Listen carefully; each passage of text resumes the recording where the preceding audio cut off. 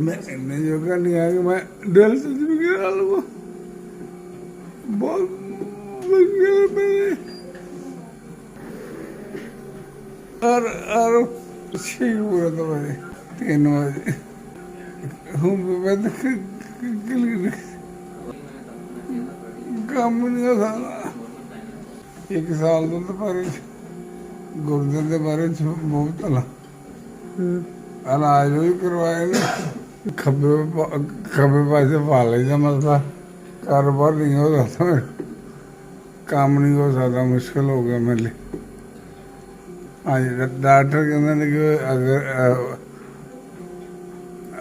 फस्टोला ना बनया तो क्या अपना परम कैट पावांगे है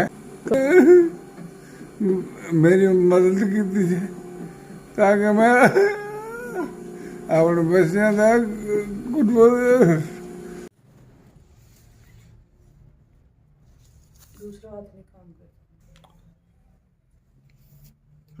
ਤੁਹਾਡੀ ਬੜੀ ਮਿਹਰਬਾਨੀ ਕਿ ਤੁਸੀਂ ਮੇਰੀ ਹੈਲਪ ਕੀਤੀ ਔਰ ਤੁਹਾਡੇ ਵੱਲੋਂ ਮੈਨੂੰ 30,000 ਰੁਪਈਆ ਮਿਲਿਆ ਤਾਂ ਕਿ ਮੈਂ ਆਪਣਾ ਇਲਾਜ ਕਰਵਾ ਸਕਾਂ। ਮੇਰਾ ਫਸਟੋਲਾ ਬਣ ਗਿਆ ਤੇ ਮੈਂ ਬਿੱਲ ਦੇ ਕੇ ਘਰ ਚੱਲਿਆ। ਤੁਹਾਡੀ ਬੜੀ ਮਿਹਰਬਾਨੀ।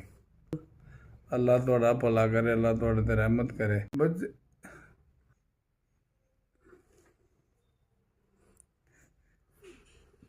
मेरे बच्चे छोटे मेरी मदद कर देना बड़ी मेहरबानी।